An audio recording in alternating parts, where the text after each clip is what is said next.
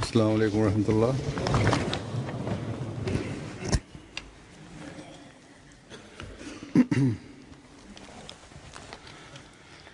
أشهد أن لا إله إلا الله وحده لا شريك له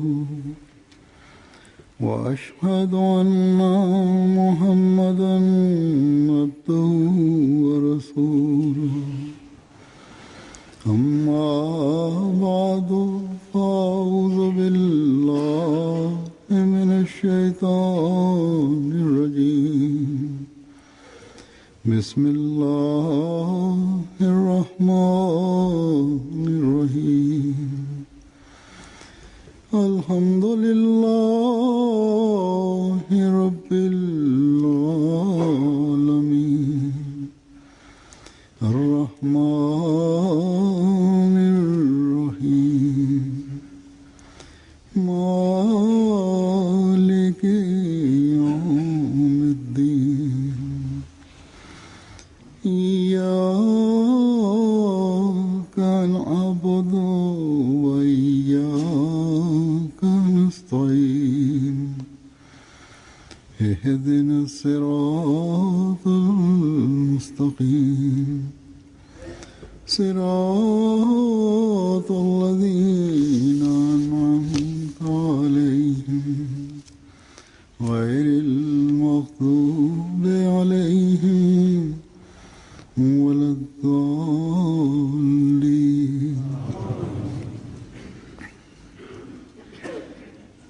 Hazreti Mesih Maud aleyhissalatu vesselam Euzubillahimineşşeytanirracim. Bismillahirrahmanirrahim. Huzur vaat edilen Mesih salatu ve selam duanın felsefesini açıklayarak bir yerde şöyle der.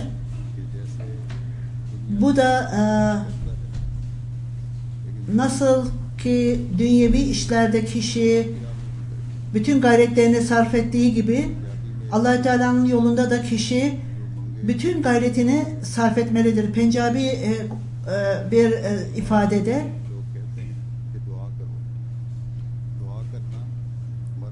İnsanlar dua et derler. Esas itibariyle namaz kılmak ölmek gibi olmalıdır. Bunun anlamı Pencabi ifadede kişi gerçekten ihtiyacı varsa ancak dua eder. Dua etmekte ölüm gibidir. Ve burada bunun en çok önemi kişi adeta ölmüş gibi olur. Örneğin kişi bir damla su içtiğinde bunu içtiğinde susuzluğu gitmiştir derse, halbuki çok büyük bir susuzluk vardır onda.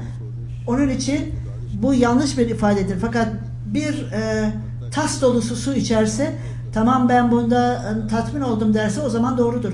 Dua öyle şekilde olmalıdır ki insanın ruhu erimelidir.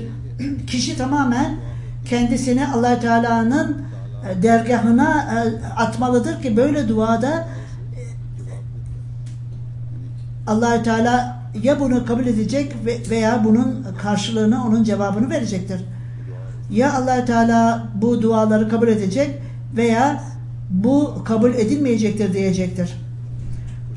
Bu felsefe duanın felsefesi olup bunu açıklar ve ne yazık ki bazı insanlar namazlarını ancak bir gösteriş gibi kılarlar ve bilakis Allah-u Teala'ya tam olarak güveneceklerine bunu bir şekil olarak yaparlar. Allah-u Teala hiç şüphesiz duaları dinler diye inanmalıdırlar. Bu kesin inançlar tamamen onlar bu namaz ve dua konusuna, derinlemesine dalarak bu duada, bu namazda kendilerini kaybederler. Kişi Allah-u Teala'dan yardım istediğinde onun problemleri çözümlenir ve Allah-u Teala'nın nimetlerine nail olur bu kişi. Bütün bunlar sadece ne zaman gerçekleşir? Bütün gayretlerinizi ve gücünüzü buna koyduğunuzda gerçekleşir. Ve tamamen tamamen Allah-u Teala'ya boyun eğdiğinizde gerçekleşir. Bu bizim bugüne kadar olan deneyimimizdir. Eğer dualar böyle kabul edilirse, eğer dualar bu yolla yapılırsa hiç şüphesiz kabul edecektir ve Allah-u Teala öylesine bize hidayet verecektir ki kişi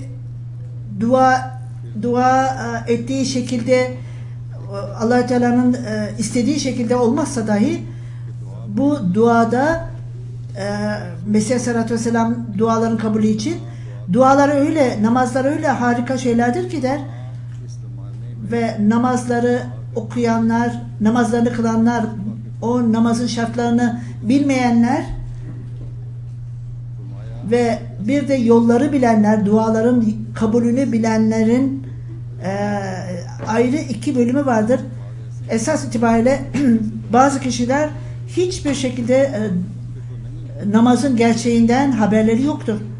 Ve buna inanmayanlar, yani duaya inanmayanlar öyledir ki onların duaları cahilliklerinden ve namaz kılmanın cahilliğinden dolayı duaları kabul edilmez. Ve bu duanın şartlarını bilmediklerinden duaları, onların namazları kabul edilmez ve esas itibariyle namazın ve duanın esas anlamı gerçek olarak gerçekleştirilmemiştir. Yani şartlarına göre gerçekleştirilmemiştir. Bu kişiler duaları inkar edenlerin durumundan daha kötüdür ve böyle insanlar ateizme doğru giderler. En önemli olan şey dua edenler Allah-u Teala'ya etmekten hiçbir şekilde yorulmamalı ve hiçbir zaman morali bozulmamalı ve Allah-u Teala ile ilgili olarak kötü düşünmemelidir. Hiçbir şey yapılamaz.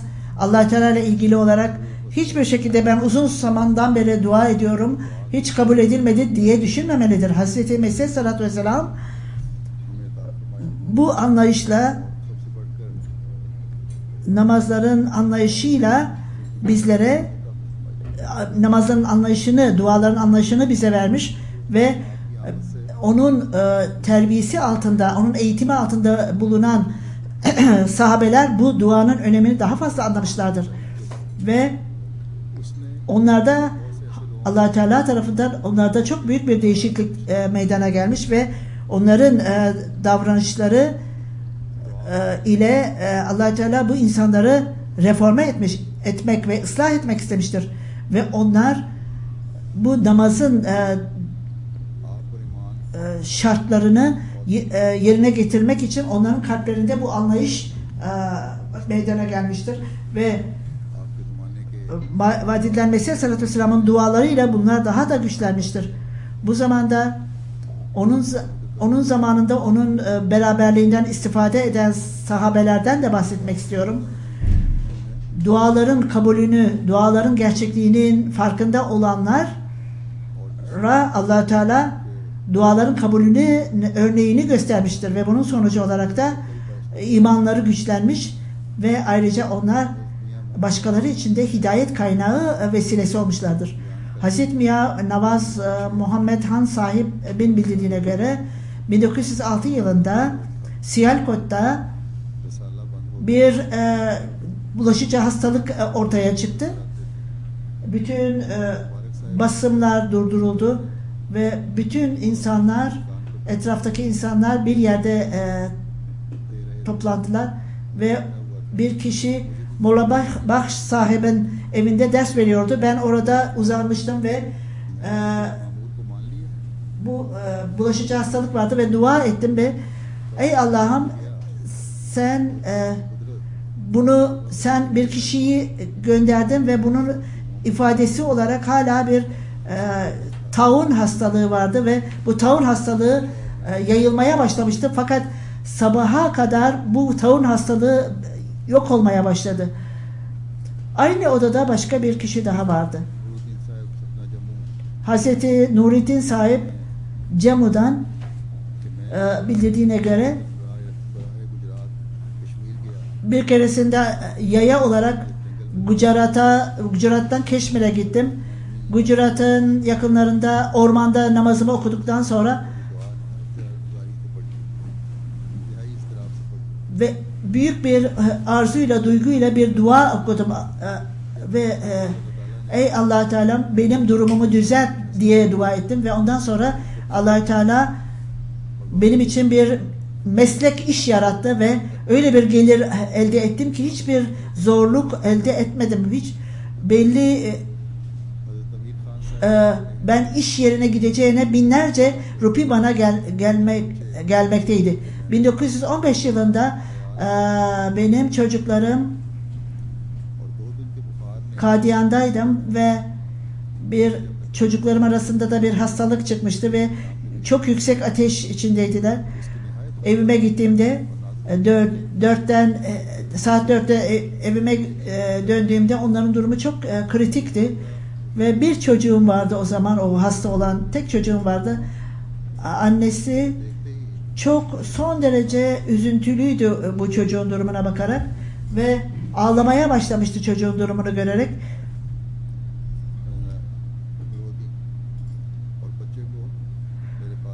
Beni görür görmez çocuğu bana getirdi birinci Halife Hazretlerine ve çok sıcaktı ve evde çok dardı ve bunun yanında problemler de artmaktaydı. Bütün bunları bir araya getirerek durumlar çok kötüydü bizim için. Hatta çocuk da çok ciddi olarak hastaydı. Tabii ki doğal olarak öylesine üzüntülüydü ki ben çocuğu kaldırdım ve yanıma oturtturdum ve onun kritik durumu ve ben kendi çaresizliğimle birlikte gözyaşları yüzümden akmaya başladı ve ondan sonra devamlı olarak ey Allah'ım, ey sevgili Rabbim, bu zor durumda hiç kimse benim yardımıma gelemez ve hiç kimse tedavi edemez. Sadece sen bizlere iyilik, sağlık verirsin. Bu hastalıktan giderebilirsin. Bu duada öylesine kendimi kaybetmiştim ki ansızın bir fikir geldi aklıma. Kunna ya naru ya kul naru kurya benden selamın. Bu duayı tekrar söyledim ve elimi onun vücudunun alt bölümüne değdirdim ve öylesine ağlıyordum ki bunu yaparak hem ağlıyor hem de elimi onun vücuduna sürüyordum. Birkaç dakika içerisinde onun ateşi tamamen yok olmuştu ve şişkinliği vardı. Fakat 2-3 gün sonra bütün bu hastalıktan tamamen iyileşmişti. Hazreti Çavduri Habib Han sahip Huşyarbur'da bir klinikte tedavi oluyordum. Ayağımda 3 kere ameliyat olmama rağmen iyiliğe kavuşmamıştım. Bir gün İngiliz doktor hanım, eğer izin verirsen biz sizin ayağını bileğine kadar keseceğiz dedi. Kangren olmuştu ayağı ve böylece bu kangren yukarılara çıkmasın. Ben aileme danıştım ve izin verdim. Ve o arada hanım, doktor beni ayrı bir odaya aldı ve ayağımı kestiler.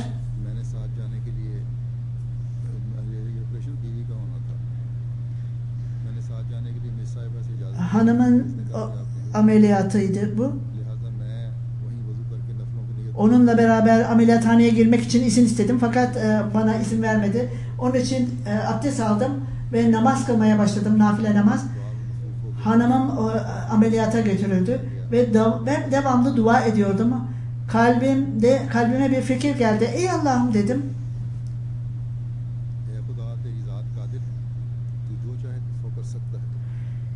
Senin her şeye gücün yeter. Sen her şeyi yaparsın. Bu zaman ne olur onu kurtar da ayağı kesilmesin. Eğer ayağı kesilirse bütün hayatı boyunca güçlük çekecektir. Başımı secdeye koyarak acıyla dua ediyordum. Ağlayarak dua ediyordum. Ve o sefer bir ses duydum. La teknesülü bir rahmetullah. Yani hiçbir zaman Allah Teala'nın rahmetinden ümit kesme. Başımı kaldırdığımda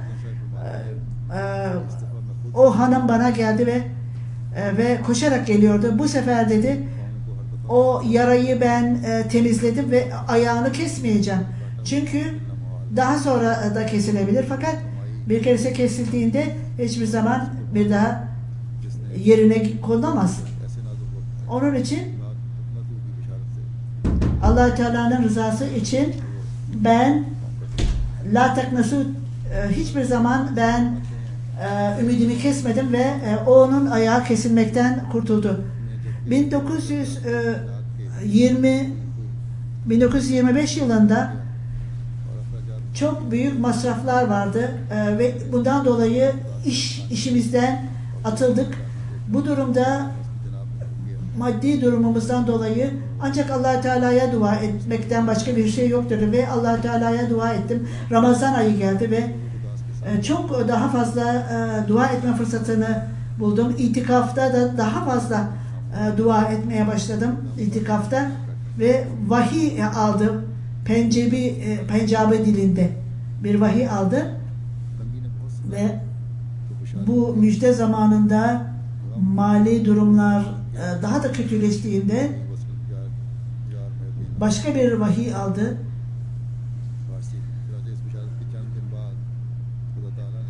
Bu Fars dilindeydi.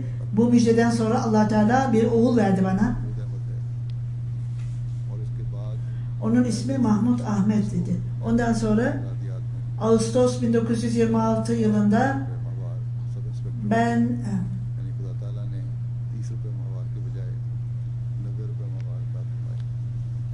hükümette bir görev verildi. 30 rupi yerine 90 rupi verildi. Mahbub Abdurrahman sahip Hazreti Rüstem Ali sahiple beraberce yolculuk yapıyorlardı. Her ikimiz de 2-3 Ahmedi Tonga'da gidiyordu Kadyan'a at arabasıyla. Bu yolları ilk kez gördük. Yolda öylesine aşağı yukarıydı ki bizim bedenimiz ağrımaya başladı. Yollarda hendekler vardı, çukurlar vardı. Rahatsızdı yolculuk etmek. Bu yol aynen bir mezara benziyordu. Ta ki demir yolu oluncaya kadar, demir yolu inşa edilinceye kadar, o zamana kadar hep öyle seyahat ederdik. Her neyse Kadyan'a gittiğimizde misafirhaneye vardık. Hazreti Mesih Aleyhisselatü Vesselam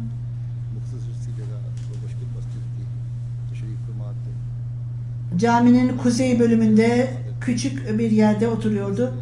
10-15 kişi vardı kendisiyle beraber. Ve onlardan birisi Hazret Molvi Hakim Nurettin ve Hazret Molvi Kerim Nurettin sahip el sıktıktan sonra Çodiri sahip beni validen Mesih Aleyhisselatü Vesselam'a tanıttı ve ben onlara bir para verdim ve huzur onun mendiline koydu ve benim biatımı kabul etti. Biattan sonra bütün aile, bütün oradakiler duaya dahil oldular ve biz ondan sonra Batala'ya gittik ve Batala'dan demir yoluna gittik. Batala şehrine gittik ve evin inşa işini bırakarak Kadyan'a gittik.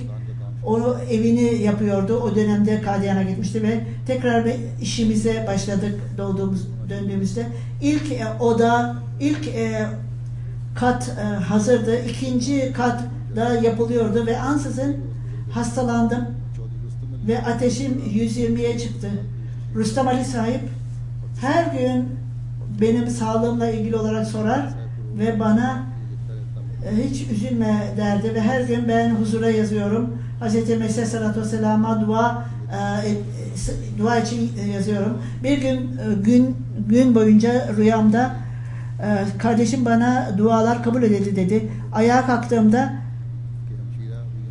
hanımıma ve diğer akrabalarıma benim kız kardeşim burada oturuyor, yanımda duruyor ve dualar kabul edildi diyor bana. Fakat ne oldu? Hatta benim ateşim daha da yükseldi ve birçok gün tamamen şuursuzdum ve herkes üzüntü içindeydi. Çavdari Rüstem sahip de çok üzülüyordu. Eğer şimdi ölürsem bu durumda nasıl yani lüzumsuz biat ettin diyordu diyeceklerdi ve onunla beraber diğer insanlar da biat etmişlerdi. Çavdari sahip devamlı dua etmeye başladı ve her gün Mesih Aleyhisselatü Vesselam'a mektup yazdı ve elhamdülillah daha da iyileşmeye başladım. Bir ay içerisinde tamamen iyileştim ve sağlıklı bir hale geldim ve bayram namazını camide kıldım. Allah-u Teala onun duasını kabul etmişti ve Allah Teala'nın sözleri gerçekleşti. Hazreti Hafız Mübarek Ahmet sahip bildirdiğine göre Hazreti 1. Halife Hazretleri Han Malik sahip sahibe çok saygı gösterirdi. Bunun nedeni de Hazreti Molvi sahip okul günlerimde bana çok saygın bir kişi olmamı istiyordu ve bu dini meselelerde daha da ileriye gitmesini istiyordu ve ben bunun için dua ettim. Molvi sahibe dua ettim ve duaların kabulünün işaretini gördüm ve sen çok büyük bir din adamı olacaksın dedim ve duanın amacı da buydu zaten. Ve o çok büyük bir dini alanda çok büyük bir yüce makam elde etti. Hazret Sattar sahip Hazreti Mesih Aleyhisselatü Vesselam'a önceden verilen haberi yani geçici ve kalıcı yerler yok olup gidecektir. Bu vadiden Mesih Aleyhisselatü Vesselam'a indirilen bir vahiydi. Bu zelzeleden 3 gün önceydi. Bir rüya gördüm. Huzur bizim evimizde oturuyordu. Benim köyüm beni sıkıntıya sokmakta. Lütfen benim için dua edin. Ben de aynı şeyi yapmaktayım ve rüyada bana öyle dedi. Ben yine rica ettim. Lütfen özellikle benim için dua edin dedim. Ve huzur beni sol elimden tutarak dua etti ve iki elimle dua etmeye başladım ve dua esnasında öyle büyük bir zelzele oldu ki neredeyse düşmek üzereydim. Ve sanki onu zorla sanki sıkı sardım ve bu durumda uyandım. Sabahleyin erkenden Kadiyan'a gittim ve Hazreti Mesih Aleyhisselatü Vesselam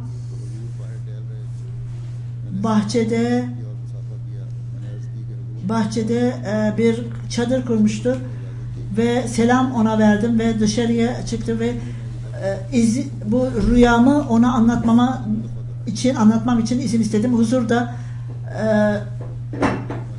anlat dedi ve sen kurtulacaksın dedi 3 kere ve bu bulaşıcı hastalık ondan sonra patlak verdi. Benim hanımım, kızım ve onlar bu taun hastalığına tutuldular ve birçok insan ölmektedir her gün. Eğer onlar da ölürse kim onları cenazelerine kılacaktır? Kim onların bedenlerini yıkayacaktır, ölülerini? Ben bu meseleleri bırakın Allah-u Teala'ya dedim. Benim hanımım da hasta. Allah-u Teala'ya dua ettim ve Allah-u Teala bizim bedenimizi kimse yıkamayacak. Bizim kabirlerimizde kimse kazmayacaktır. Elimde portakal vardı ve onu hanımımın ağzına sıktım suyunu ve yine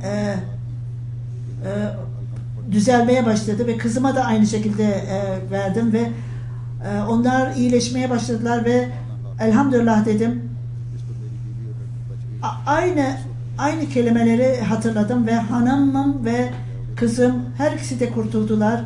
Dua ettim ve Hz. Mesih Aleyhisselatü Vesselam'ın bana 3 kere sen kurtulacaksın, sizler kurtulacaksınız dediğini 3 kere hatırladım ve elhamdülillah onlar kurtuldular bu taun hastalığında.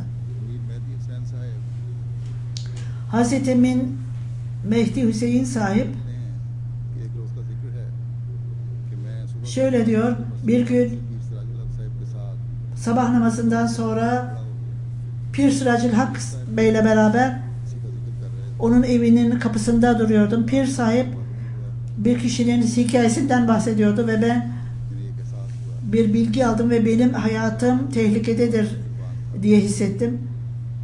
Ve o zaman da मेरे से पेश Mohammad Vadiden Mesih Aleyhisselam'ın kapısının önünde duruyordum ve hemen Muhammed Han Snori de नीचे तशरीफ लाए Mesih Aleyhisselam'ın bahçesine giriyordu ve Mesih Aleyhisselam aşağıya gelerek Mehdi Hüseyin orada mıdır? Parktan hayır dedi, o burada değildir. Belki de dükkandadır dedi. Evet dedim, ben buradayım dedim. Akbar Han belki de şimdi gelmiştir dedi. O talimat vererek sen bu özellikle bu konuyla ilgili olarak ayet-i kerimeyi bul ve işaret et bana getir dedi. O zaman da ben öylesine derinlemesine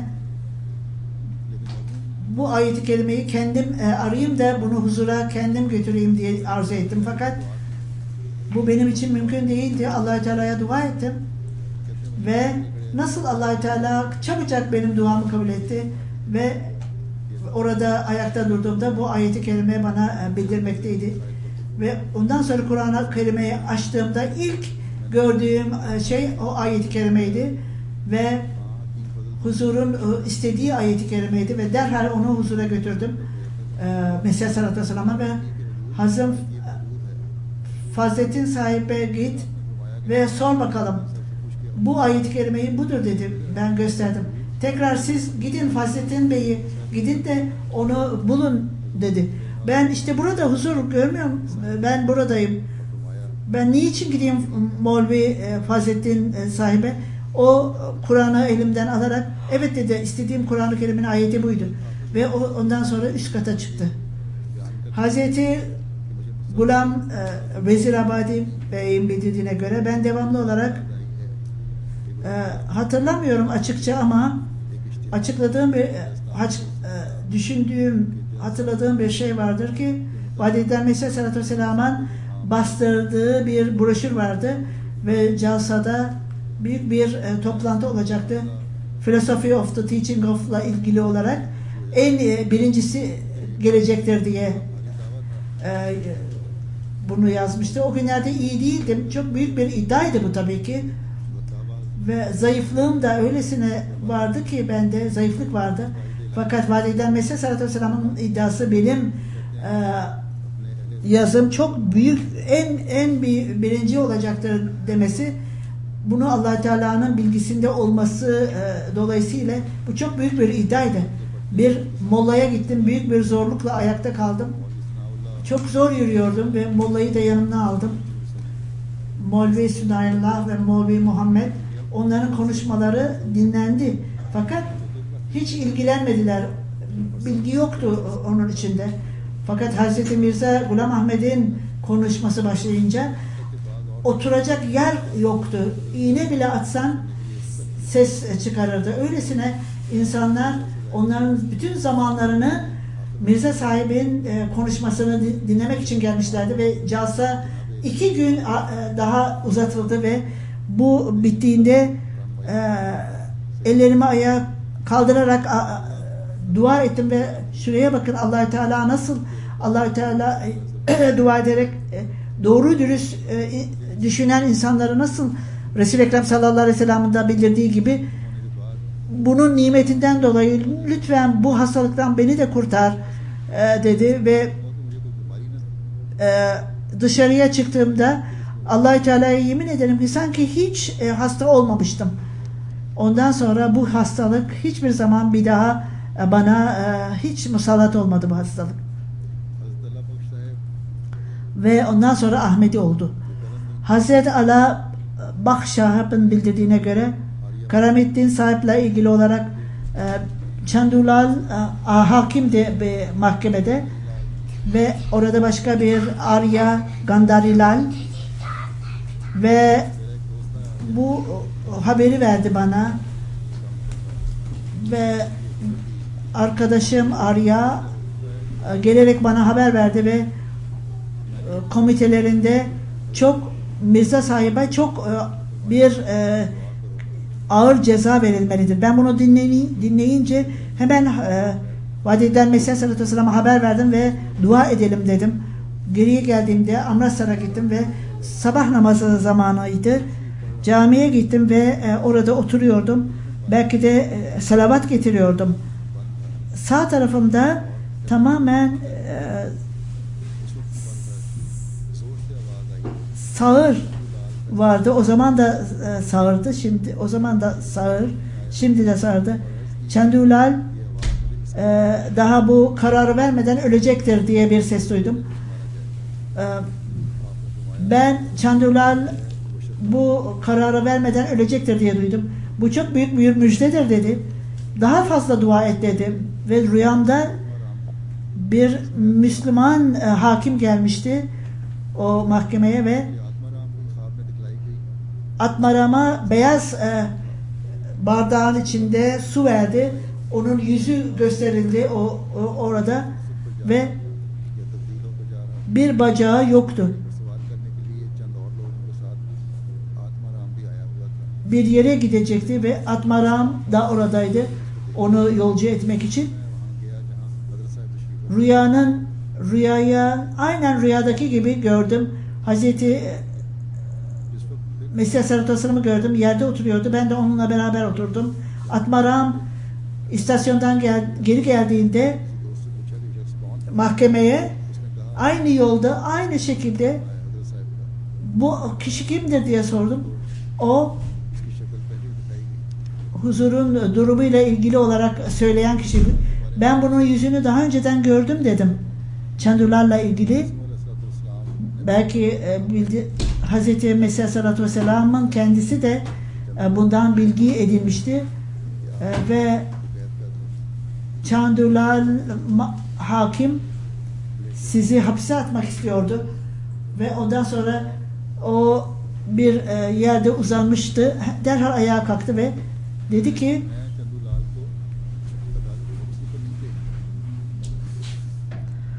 Çandurlar'ın hakim masasında, hakim sandalyesinde oturduğunu görmüyorum dedi. Ve sonuç olarak oradan o meslekten alındı ve Multan'a tayin edildi ve daha sonra Multan'dan Ludhiana'ya geldi ve sonucu da deli gibi sonunda deli oldu, aklını yitirdi ve deli olarak öldü.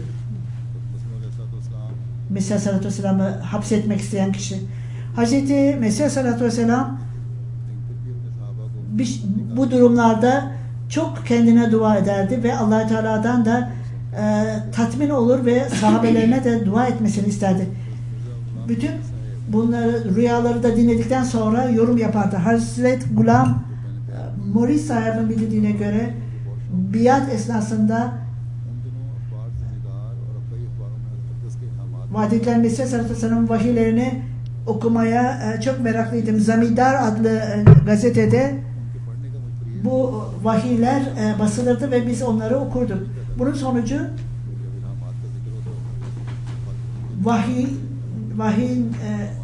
vahyin şekliyle muhalifler bu vahiylerden bahsederdi kendi gazetelerinde ve çok kötü olarak yorum yaparlardı ve biz de üzülürdük. Bir keresinde Allah-u Teala'ya dua ettim. Ey Allah'ım dedim. Ben bunun gerçeğini anlamamaktayım. Lütfen bunu bana öğretir misiniz dedim. Allah-u Teala'ya dua ettim ve başka bir ülkeye düştüğümde başka bir şey gördüm. Mavi bir at gökten indi ve yeryüzüne indi ve rengi daha da parlaklaştı. Ondan parlak ışıklar çıkıyordu. Bu sizin liderinizin alametidir. Çok yakında bu nur yeryüzüne de yayılacaktır ve düşmanlarınız yok olacaktır. Bundan sonra Hakikat-i Vahide bu belirtilmiştir. Görüldü bu yıldızlar.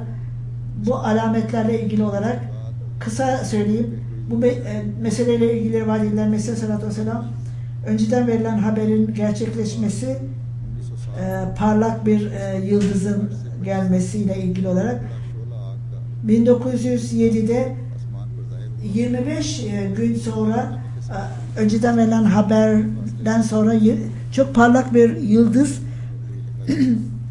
çok uzun bir uzaklıkta nur yayılmıştı. Yeryüzüne düştüğü görüldü ve öylesine korkunç bir şekilde düştü ki bütün dünyanın nüfusu yok olup gidecektir gibi.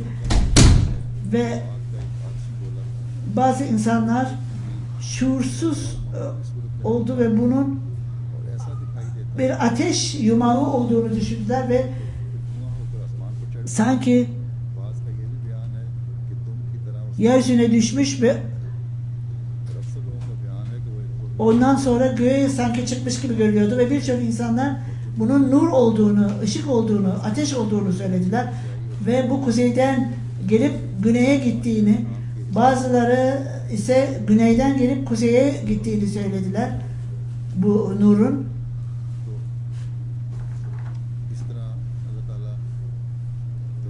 Bu yolla Allah Teala duadan sonra Allah Teala vaad edilen Mesih Aleyhisselatü Vesselam'ın sahabelerine alametleri gösterir ve bunlar kendi imanlarının güçlenmesine neden olurdu. Duaların kabulüyle ilgili ve parlak alametlerle ilgili olarak da onlar imanları, Allah Teala onların imanlarını güçlendirmiş ve daha da aydınlatmıştı. Bu anlayış ve duaların şartları ve sahabelerin düşüncelerine verilen bu anlayışlarla dua ettiklerinde bu anlayış da bizlere verilmeli ve Allah Teala da parlak duaların kabulünün parlak alametlerini bize bu yolla gösterecektir ve her birimiz imanda vaad edilen Mesih Aleyhisselatü Vesselam'a inanmakta çok güçlü olmalı ve Allah Teala'ya da bu şekilde güvenmeliyiz. Ahmediler de bu duayı okumalıdır. Ne kalıcı ne de geçici hiçbir şekilde bu yerler kalmayacaktır. Dünya savaşının tehlikesi oradadır. Bunun için çok dua ediniz ve Allah Teala her Ahmedi'yi korusun. Esas itibariyle bütün dünyayı, bütün insanlığı korusun. Bu bütün kötülükler, felaketler gelmektedir ve belki de bunlar duadan sonra yok edilecektir. Birkaç gün sonra ben de yurt dışına çıkıyorum. Amerika ve Kanada calsasına gidiyorum. Başka ülkelere de gidiyorum. Pakistan'ın dışında calsalar vardır. Hayat çok korkunç durumdadır ve Allah-u Teala bütün fitnecileri ve başka hükümetleri Allah-u Teala alametler göstersin ve bu Ahmediyetin gerçekliğinin alameti olsun ve bütün Ahmedileri Allah-u Teala korusun ve her yerde her çeşit tehlikelerden ve felaketlerden muhafaza eylesin. Amin.